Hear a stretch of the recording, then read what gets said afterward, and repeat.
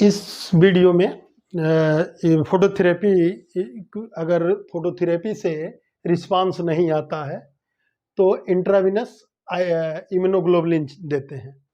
मतलब फोटोथेरेपी कराने के बाद भी यदि जो है बिलिरुबिन का लेवल डाउन नहीं हो रहा है, इंटेंसिव फोटोथेरेपी की जा रही है अंडर डॉक्टर के अंदर, फिर भी जो है बिलिरुबिन का लेवल नीचे नहीं आ रहा है, तो उस केस में डॉक्टर इंट्राविनस इम्यूनोग्लोबुलिन देते हैं, जो कि जिसकी डोज होती है 0.5 to 1 ग्राम पर केजी पर डोज।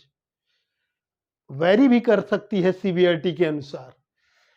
एक्सचेंज ट्रांसफ्यूजन उसके बाद भी अगर कंट्रोल नहीं हो रहा है, बिलिरुबिन का लेवल बढ़ता जा रहा है, तो इंडिकेशन क्या क्या है?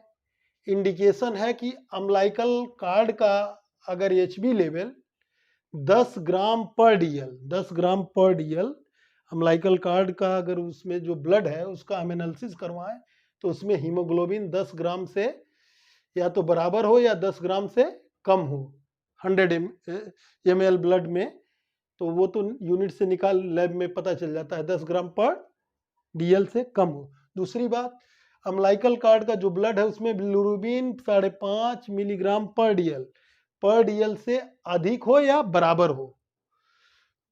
और तीसरी बात, 0.5 मिलीग्राम पर डीएल पर हावर बिलिरुबिन इंक्रीज कर रहा हो। मतलब 1 घंटे में 0.5 मिलीग्राम बिलिरुबिन का लेवल 100 ml ब्लड में इंक्रीज कर जा रहा हो प्रति हावर, तो ये कंडीशन होती है एक्सचेंज ट्रांसफ्यूजन की। इस कंडीशन में हम एक्सचेंज ट्रांसफ्यूजन कराएंगे। और वेट के हिसाब से अगर हम बात करें तो बच्चे का वेट अगर 2.5 किलो से अधिक है और उसमें बिलिरुबिन का लेवल 20 मिलीग्राम 100 ml ब्लड में से अधिक है, तो वहाँ पर 15 ml की सिरिंज लेके जो है उसका पुल एंड पुश मेथड से जो है एक्सचेंज ट्रांसफ्यूजन करेंगे। इसी तरह अगर जो है वेट जो है 2.5 किलो से अधिक है, लेकिन पहले कंडीशन में 2.5 किलो वेट अधिक था और बच्चा हेल्दी था और उसका बिलिरुबिन 20 मिलीग्राम पर डीएल से अधिक था, तो वहाँ पर जो मैंने सिरिंज यूज करी 15 ml की, किसके लिए? पुल एंड पुश मेथड से जो हम ट्रांसफ्यूजन करेंगे, पहले हम ब्लड को खींचते हैं, पुल करते हैं, फिर उसके बाद अम्लाइकल वेन में वो ब्लड को फिर पुनः डालते हैं। जितना ml पुल करेंगे उतना ml हम फिर पुश करेंगे। पुल थोड़ा हमें जो है रैपिडली प्रोसेस है और पुल रैपिडली प्रोसेस है और पुश जो है हमेशा थोड़ा स्लोली प्रोसेस है, मतलब धीरे धीरे कर डालना है। पुल तो थोड़ा धीरे भी तेज भी कर सकते हैं, लेकिन पुश जो है हमेशा स्लोली करेंगे। क्यों? कि कोई भी रिएक्शन अगर होगा तो पता चल जाएगा। दूसरी बात जो है, अगर इन्फेक्टिव बच्चा है और जो है 2.5 किलो से अधिक है, उसमें बिलिरुबिन का लेवल 18 मिलीग्राम पर डीएल से अधिक है, और तो भी वहाँ 15 ml की सिरिंज यूज की जाएगी। इसके बाद जो है यदि बच्चा 2 से 2.5 किलो के बीच का है तो वहाँ बिलिरुबिन का लेवल 17 मिलीग्राम पर डीएल से अधिक है, तो वहाँ सिरिंज 10 ml की यूज की जाएगी। अगर बच्चा 1.5 से 2 किलो के बीच का है तो वहाँ भी 10 ml की सिरिंज यूज की जाएगी।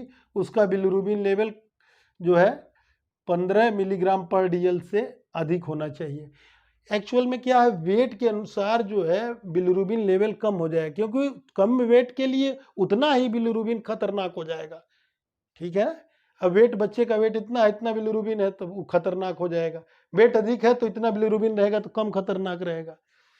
तो अगर बच्चे का वेट 1.5 kg है और बिलिरुबिन लेवल इतना, उसकी इसी लेवल पर उसको खतरा महसूस होने लगता है, तो उस वहाँ पर 5 ml की सिरिंज यूज की जाती है। कितना? 1.5 किलो है तो वहाँ से 9 से उसका बिलिरुबिन लेवल 9 से 12 mg पर डीएल, तो वहाँ पे बिलिरुबिन लेवल इससे अधिक हो, 9 से 12 mg पर डीएल से अधिक हो, तो 5 ml की सिरिंज यूज की जाएगी।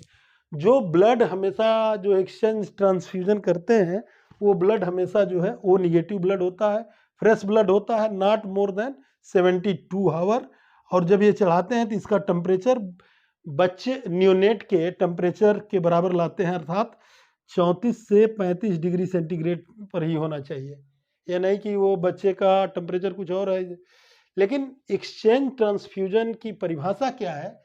तो it is a life saving procedure, मतलब ये जान बचाने के लिए लाइफ सेविंग प्रोसीजर है, इन विच एलिक्वाट्स माने स्मॉल अमाउंट में ब्लड, न्यूबॉर्न का ब्लड हम रिप्लेस करते हैं विथ डोनर ब्लड से, किसी दूसरे डोनर ब्लड से रिप्लेस करते हैं। तो वहाँ पर डोनर ब्लड ओ निगेटिव लें, क्योंकि वो निगेटिव में रिएक्शन होने के चांसेस कम रहते हैं, इस नाते ओ निगेटिव ब्लड प्रीफर किया जाता है। ड्यूरेशन टाइम, अगर इस प्रोसीजर को पुल एंड पुश मेथड से जब करेंगे तो ये जो है ड्यूरेशन टाइम जो है 1 से 4 घंटा इसमें लगता है। और इस प्रोसीजर को करने के, और इस प्रोसीजर को पुल और पुश कितनी बार करना पड़ता है?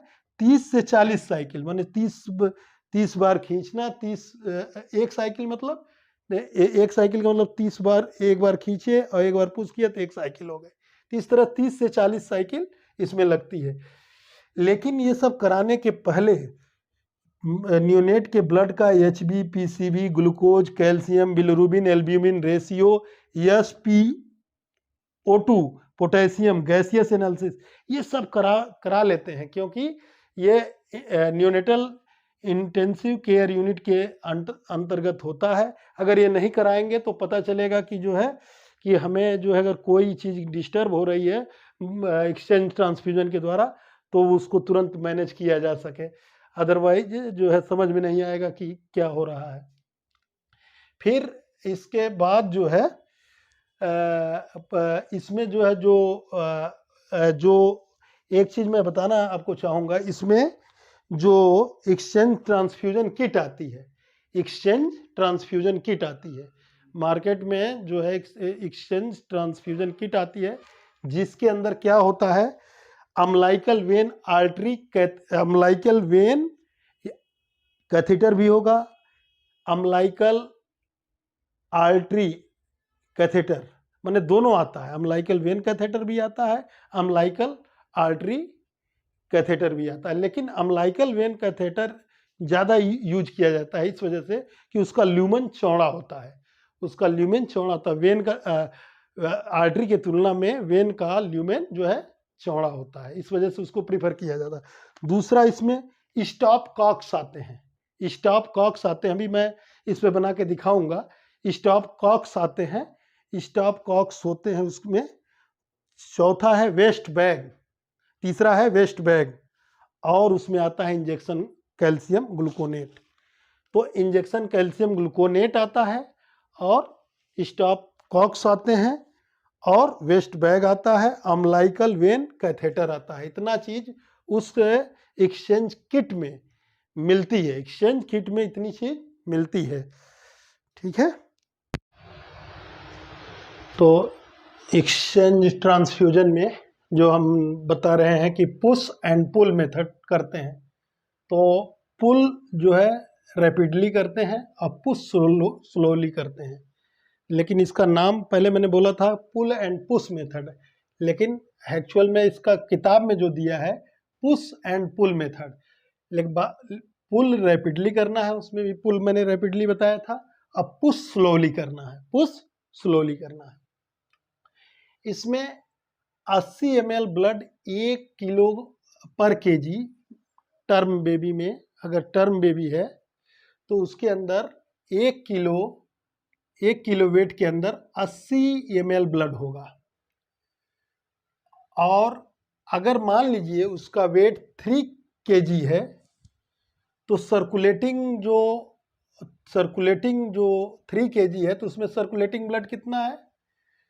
240, क्योंकि 80 गुणे 3 kg है तो 240, तो इसका मतलब 3 के, तो सर्कुलेटिंग ब्लड 1 kg में सर्कुलेटिंग ब्लड 80 है तो 3 kg में सर्कुलेटिंग ब्लड 240 ml हुआ।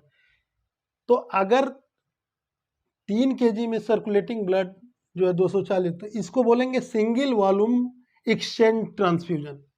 इसमें 65% बिलिरुबिन का लेवल में सुधार आता है। मतलब सिंगल वॉल्यूम एक्सचेंज ट्रांसफ्यूजन में 65% जो है बिलिरुबिन, अनकॉन्जुगेटेड बिलिरुबिन के सुधार आता है। क्योंकि ये 1 किलो में जो 1 किलो वेट में जो ब्लड है, इसी नाते इसको बोलते हैं 1 गुणे सर्कुलेटिंग वॉल्यूम। 1 गुणे circulating volume, circulating volume 1 KG में 80 है, तो 3 केजी में 240। अब 2 गुणे सर्कुलेटिंग वॉल्यूम, इसको बोलते हैं डबल वॉल्यूम एक्सचेंज ट्रांसफ्यूजन। इसको क्या बोलेंगे? Double volume exchange transfusion. तो 2 गुणे सर्कुलेटिंग वॉल्यूम, तो 2 गुणे सर्कुलेटिंग वॉल्यूम मतलब अगर 3 केजी का बच्चा है तो इसका डबल लेंगे, तो 80 की जगह फिर 160 लेंगे, तो 480। तो जब 480 ml हम ब्लड निकालेंगे, 480 ml हम ब्लड चढ़ाएंगे, तो बिलिरुबिन का जो है लेवल में 85% सुधार होगा। ईच 100 ml ब्लड में ईच जब हम 100 ml ब्लड बच्चे से निकाल के 100 ml चढ़ा देंगे, या 50 ml ब्लड निकाल के 50 ml चढ़ा देंगे, तो इसमें से क्या करना है, 20 से 30% नॉर्मल सेलाइन से उसको वॉश करना पड़ेगा। 20 से 30%। अगर मान लीजिए 50 ml निकाला, 50 ml चढ़ाया है, सिरिंज से 5-5 ml, चाहे 10-10 ml के सिरिंज से, चाहे 20-20 ml के सिरिंज से, चाहे 5-5 ml के सिरिंज से, वैसे वेट के अनुसार मैंने बताया है कि अगर 1.5 का है तो 1.5 किलो से नीचे का है, या 1.5 किलो के लगभग का है, तो उसमें जो 5 ml, और 1.5 से 2 है तो 10 ml की सिरिंज लगेगी। उसके बाद उसके ऊपर 15 ml की लगती है। तो वेट के अनुसार सिरिंज लेंगे, ठीक है। तो जब भी हम ये प्रोसीजर करेंगे तो उसमें नॉर्मल सेलाइन से वॉश कर लेंगे। 50 ml ब्लड चढ़ाने के बाद एक्सचेंज करने के बाद, चढ़ाने के बाद नहीं, जब 50 ml ब्लड निकाला और 50 ml चढ़ाया, उसके बाद हम वॉश करेंगे नॉर्मल सेलाइन से, और नॉर्मल सेलाइन से वॉश करने के बाद 0.5 ml कैल्शियम ग्लूकोनेट डाल देते हैं। मतलब इसके थ्रू, सिरिंज के थ्रू, अभी ये प्रोसीजर बताता हूँ, पहले ये समझ लीजिए। कैल्शियम ग्लूकोनेट देते हैं बिफोर एंड आफ्टर, इसको साफ करके देते हैं, नहीं तो ये फिर क्लॉटिंग हो जाएगी। अब बताता हूँ इस पूरे प्रोसीजर को कैसे होता है। तो एक हो गया सिंगल वॉल्यूम ट्रांसफ्यूजन, दूसरा हो गया डबल वॉल्यूम ट्रांसफ्यूजन, तीसरा हुआ पार्शियल वॉल्यूम एक्सचेंज ट्रांसफ्यूजन। इसमें actual PCV minus desired PCV बटे एक्चुअल पीसीवी। पीसीवी को एचसीटी भी बोलते हैं। एचसीटी मतलब अगर आपने ब्लड रख दिया, अब ब्लड रखने के बाद कितना रेड ब्लड सेल पैक्ड हो गया। नॉर्मली जो है ये इसमें जो है 55% प्लाज्मा होता है और 45% जो है आरबीसी पैक्ड होती है, बीच में बफर कोट होता है, ये पहना। लेकिन बच्चों में है ये 61% के आसपास होता है, क्योंकि आरबीसी ज़्यादा रहती है, तो बच्चों में 61% के आसपास पैक्ड सेल वॉल्यूम होता है। उसमें सब, अगर अच्छा बच्चा है तो, हेल्दी बच्चे की बात कर रहा है, इस बच्चे की नहीं हम बात कर रहे हैं। ये तो बिलिरुबिन, इसको तो ट्रांसफ्यूजन होना है, ये तो वैसे ही मैं एक हेल्दी बच्चे की बात कर रहा हूँ। तो मान लीजिए अगर किसी बच्चे में एक्चुअल पीसीवी आपका 40 है, एक्चुअल पीसीवी 40 आया इस बच्चे का, और हमें डिजायर पीसीवी 61 चाहिए, 60 चाहिए, मान लीजिए, हमने मान लिया, और जो है एक्चुअल पीसीवी जो है हमारा कितना है, गुणे 100, इसमें गुणे 100 करते हैं, और गुणे इसके बाद फिर एक्चुअल पीसीवी कितना है, 40 है, और गुणे 100, तो 100 का जब गुणा करेंगे तो 20 बटे 40 गुणे 100 आ जाएगा। 20 बटे 40 गुणे 100 तो बराबर ये हो जाएगा, ये 20 दूनी 40, सॉरी ये 20 आएगा बटे 40 गुणे 100। डिजायर पीसीवी 60 है, एक्चुअल पीसीवी बच्चे का 40 है, और एक्चुअल एचसीटी वही पीसीवी, एक्चुअल ये जो है कितना है, 40 है। तो ये हो जाएगा जो है माइनस डिजायर, तो इसमें करेंगे तो ये 20 बटा 40 गुणे 100, तो बराबर हो जाएगा, ये कितना हो जाएगा, 2000 बटे 40, 2000 बटे 40, 2000 बटे 40, तो ये कट जाएगा, तो ये 50 ml, तो 50 ml ये आया, इसको करेंगे तो 50 ml आएगा। तो 50 ml मतलब पार्शियल कर दिया 50 ml। अगर ये और कम होगा, मान लीजिए ये 20 है तो ये फिर कितना होगा 40/40, तो 100 ml चढ़ेगा। तो मतलब जो है इसमें actual PCV minus desired PCV, desired हमें कितना चाहिए, डिजायर पीसीवी अगर हमें 60 ले जाना है, एक्चुअल पीसीवी बच्चे के अंदर कितना है बटे एक्चुअल पीसीवी, तो एक्चुअल पीसीवी क्या है गुणे 100, इससे करके हम कैलकुलेट करके निकाल लेते हैं कि कितना उसका वॉल्यूम आएगा। ठीक है, उसके बाद इसमें पार्शियल एक्सचेंज, बहुत ज़्यादा अगर बिलिरुबिन मतलब एक्सचेंज ट्रांसफ्यूजन की ज़रूरत है लेकिन बहुत ज़्यादा नहीं ज़रूरत है, तो यही सब। इसी नाते पहले क्या करेंगे कि पहले सारा पैरामीटर HB PCV गैस के पैरामीटर जो है, ब्लड ग्लूकोज, कैल्शियम, पोटेशियम, सारा जो है बच्चे का मॉनिटरिंग करने के लिए पहले एक्सचेंज ट्रांसफ्यूजन करने के पहले ही इसको कर लेते हैं। अब क्या होता है इसमें देखें प्रोसीजर कैसे करते हैं। ये होता है जो है कैथीटर होता है, अम्लाइकल वेन कैथेटर।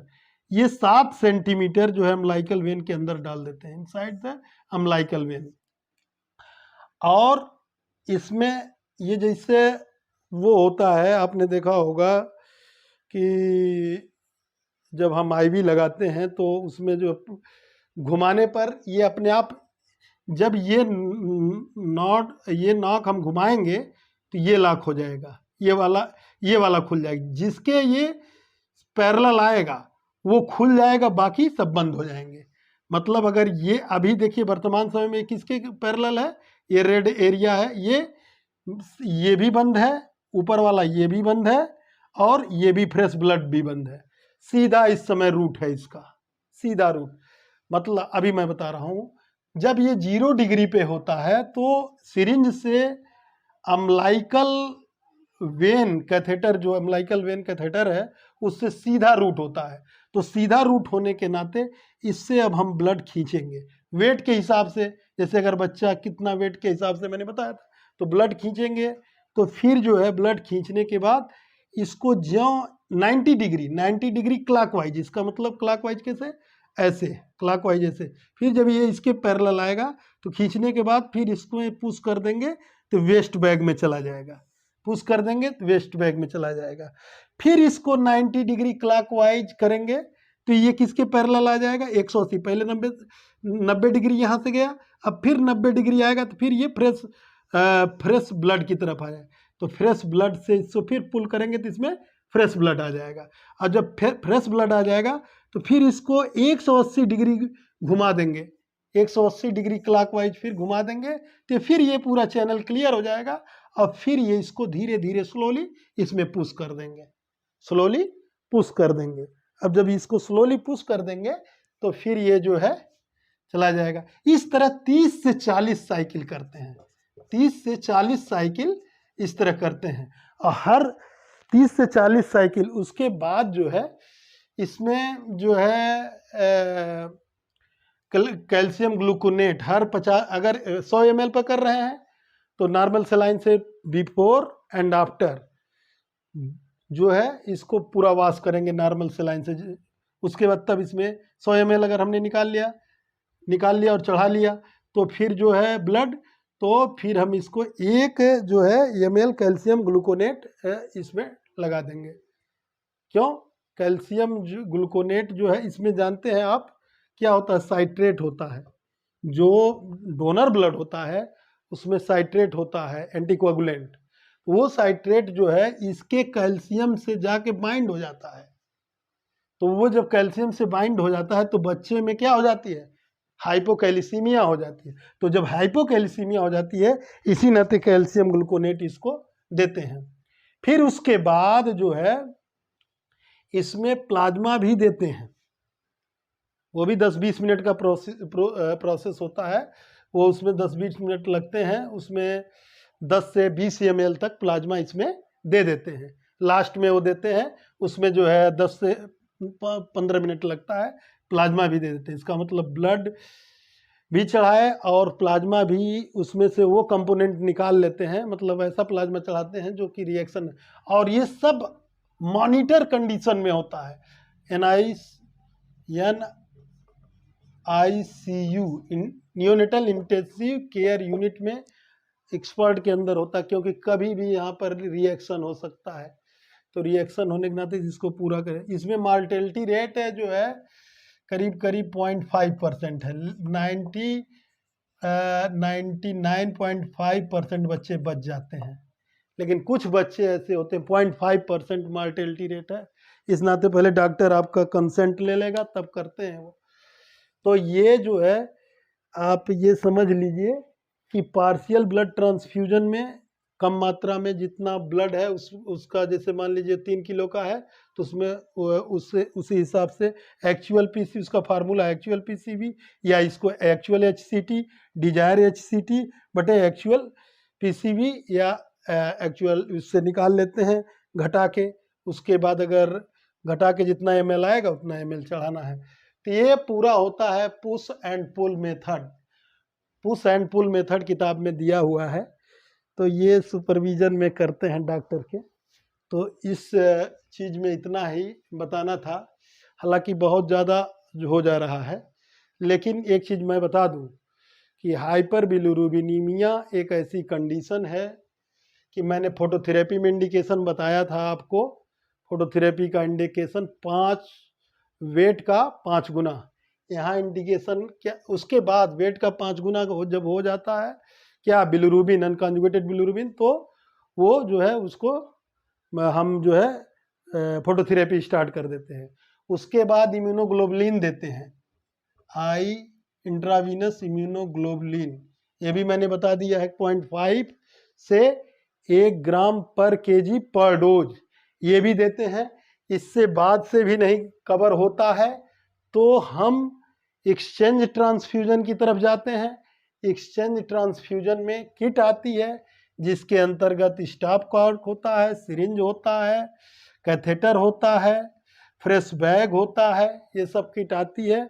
स्टेराइल सब किट रहती हैं। बच्चे के अम्लाइकल वेन में यहाँ कट लगाते हैं, अम्लाइकल वेन को खोलते हैं, उसके बाद उसके कैथेटर 7 सेंटीमीटर अंदर डालते हैं। उसके बाद उसको जो है अगर सिंगल वॉल्यूम एक्सचेंज ट्रांसफ्यूजन से काम चल जाता है तो 65%। ये एक्सचेंज ट्रांसफ्यूजन करता क्या है कि रैपिडली जो है बिलिरुबिन लेवल को फॉल करता है, इस वजह से इसको करते हैं। 3 और डबल वॉल्यूम एक्सचेंज ट्रांसफ्यूजन में ये 85%, पार्शियल में थोड़ा बहुत इससे कम 65 से कम हो जाएगा, 30% 40% जो भी ये इसमें आ जाएगा। अब एक तो और रखते हैं मेडिसिन के लिए, अगर मान लीजिए एक पोल खुले रखते हैं, अगर मेडिसिन देना है तो इधर से मेडिसिन भी दे सकते हैं। इस तरह ये जान लीजिए कि जैसे ऐसे घुमाओ तो बिल्कुल ये एक इधर इसके पैरेलल है तो ये भी पूरा खुला हुआ है, ये रन थ्रू है, ठीक है। इसके पैरेलल है तो ये रन थ्रू है, इसके पैरेलल है तो रन थ्रू। अब ये जब इसके 90 डिग्री पे आएगा तो इसमें खुल जाएगा। अब जब फिर ये 180 आएगा फ्रेश ब्लड के तो फ्रेश ब्लड वाला ये ओपन हो जाएगा। अब फिर जब 180 चला जाएगा तो फिर ये क्लियर हो जाएगा, तो पुश कर देंगे इसमें। तो यही ये प्रोसीजर है, इसको करते हैं। अब क्या कर सकते हैं, अम्लाइकल आर्टरी का अम्लाइकल वेन से एक्सचेंज कर सकते हैं, सॉरी अम्लाइकल आर्टरी का भी अम्लाइकल वेन से कर सकते हैं, अम्लाइकल वेन का अम्लाइकल आर्टरी से कर सकते हैं, अम्लाइकल आर्टरी का अम्लाइकल आर्टरी से कर सकते हैं, अम्लाइकल आर्टरी का पेरिफेरल आर्टरी से कर सकते हैं, पेरिफेरल वेन का अम्लाइकल आर्टरी से कर सकते हैं, पेरिफेरल वेन का पेरिफेरल आर्टरी से कर सकते हैं। क्या एक्सचेंज, कोई ज़रूरी नहीं है कि प्रीफर अम्लाइकल वेन ही किया जाता है, लेकिन अम्लाइकल आर्टरी से भी किया जाता है, लेकिन उसका ल्यूमेन पतला होता है। अब इसका अगर मान लीजिए एक्सचेंज अम्लाइकल आर्टरी है तो umbilical push and pull umbilical vein से कर सकते हैं अम्लाइकल आर्टरी का, और अम्लाइकल आर्टरी का अम्लाइकल आर्टरी से कर सकते हैं, अम्लाइकल वेन का अम्लाइकल वेन से भी कर सकते हैं, अम्लाइकल वेन से भी कर सकते हैं। तो ये डॉक्टर के सुविधा अनुसार जहाँ जिस तरह की व्यवस्था है, कुल मिला के सिद्धांत ये है कि ब्लड को, फ्रेश ब्लड को उसके अंदर ले जाना है, और जो है बिलिरुबिन वाला ब्लड जो है, जो ज़्यादा ब्लड है उसको ले आना है। ठीक है, तो ये था जो है एक्सचेंज ब्लड ट्रांसफ्यूजन।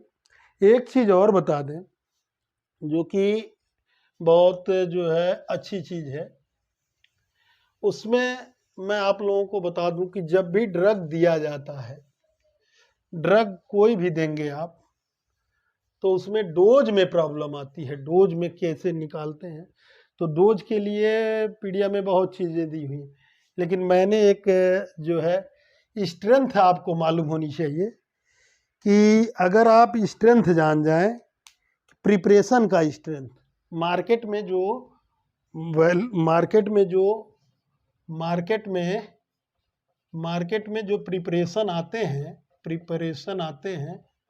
प्रिपरेशन आते हैं वो किस स्ट्रेंथ में है, उनकी स्ट्रेंथ क्या है, जैसे मान लीजिए 100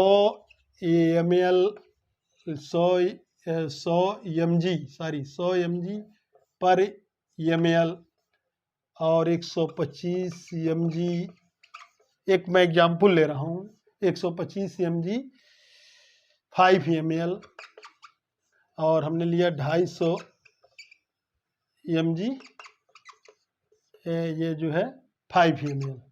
तो आपने देखा यहाँ पर 1 ml में स्ट्रेंथ है 100 मिलीग्राम, और यहाँ पर 5 ml में स्ट्रेंथ है 125 मिलीग्राम। अरे सॉरी, 5 में 125 मिलीग्राम। तो एक में 1 ml में यहाँ कितना हो जाएगा, एक में ये हो जाएगा 25 मिलीग्राम की स्ट्रेंथ आ गई। और यहाँ देखें अगर 5 में 250 है तो 1 ml में कितना हो जाएगा, 1 ml में स्ट्रेंथ आ जाएगी इसकी, 1 ml में इसकी स्ट्रेंथ आ जाएगी 50 मिलीग्राम। 1 ml में स्ट्रेंथ कितनी आ गई, 50 मिलीग्राम। तो आपको स्ट्रेंथ जो मार्केट में अवेलेबल है वो पता होना चाहिए। दूसरा, पर केजी बॉडी वेट कितना ड्रग दिया जा रहा है। जैसे पीसीएम का मैंने लिखा है, पीसीएम की जो पर केजी डोज है वो है 10 से 15 mg पर केजी पर डोज, और ये 6 आवरली है। ठीक है, तो अब यहाँ जो है ये ड्रॉप्स के रूप में आता है, और ये जो है आपका सस्पेंशन के रूप में आता है, ये भी आपका सस्पेंशन के रूप में आता है। तो आप जो है इस वेट से, अगर आपको स्ट्रेंथ मालूम है और ये जो है वेट मतलब पर केजी कितनी वेट मालूम है कि पर केजी में कितनी ड्रग देते हैं, तो आप उसका वेट करके कैलकुलेट करके निकाल के उस हिसाब से ड्रग उसको दे सकते हैं। अगर ये ड्रग पर जो है डोज भी हो सकती है, पर डे भी हो सकती है, हावर में भी हो सकता है, समझ रहे हैं, हावरली भी हो सकती है, डे में हो सकती है, तो इसका मतलब बीडी दे देंगे। डोज में होगी तो 1 टाइम ओडी देंगे, अगर डोज पर डोज लिखा है तो ओडी देंगे, डे में लिखा है तो बीडी देंगे, हावरली लिखा होगा तो वहाँ लिखा होगा 4 से 6 हावरली या कुछ इस तरह लिखा होगा। तो इस सब में 3 चीज़ का आपका ध्यान रखना है। एक तो मार्केट में जो प्रिपरेशन है उसकी स्ट्रेंथ क्या है, दूसरा हमें पर केजी बॉडी वेट कितना देना है, तो हम वेट कर लेंगे बच्चे का और उसके हिसाब से हम ड्रग देंगे। ठीक है, अगर मेरा वीडियो अच्छा लगा हो तो आप लोग इसको चैनल को सब्सक्राइब करिए। धन्यवाद। जैसा कि मैंने बताया था कि इंट्राविनस इम्यूनोग्लोबुलिन देते हैं जो ऑटो इम्यून डिसऑर्डर होते हैं, जैसे RH incompatibility, ABO incompatibility, auto immune disorder में इंट्राविनस इम्यूनोग्लोबुलिन देते हैं। इस वजह से देते हैं कि वो डाइल्यूशन के लिए देते हैं, डाइल्यूशन हो जाए, एंटीबॉडी एंटीजन जो रिएक्शन हो रहा है उसका डाइल्यूशन हो जाए, जिससे हीमोलिसिस ज़्यादा जो हो रही है वो कम हो। इस वजह से बच्चों में जो है इंट्रावीनस इम्यूनोग्लोबुलिन देते हैं। धन्यवाद। इंट्रावीनस इम्यूनोग्लोबुलिन क्यों देते हैं जॉन्डिस में? इस वजह से देते हैं कि ऑटो इम्यून डिसऑर्डर जितने होते हैं, जो ऑटो इम्यून डिसऑर्डर होते हैं, उसमें क्या होता है, बॉडी रिकॉग्नाइज नहीं कर पाती है और किसी अपने ही एंटीजन के प्रति एंटीबॉडी बनाने लगती है। तो उसमें एंटीजन एंटीबॉडी रिएक्शन होता है।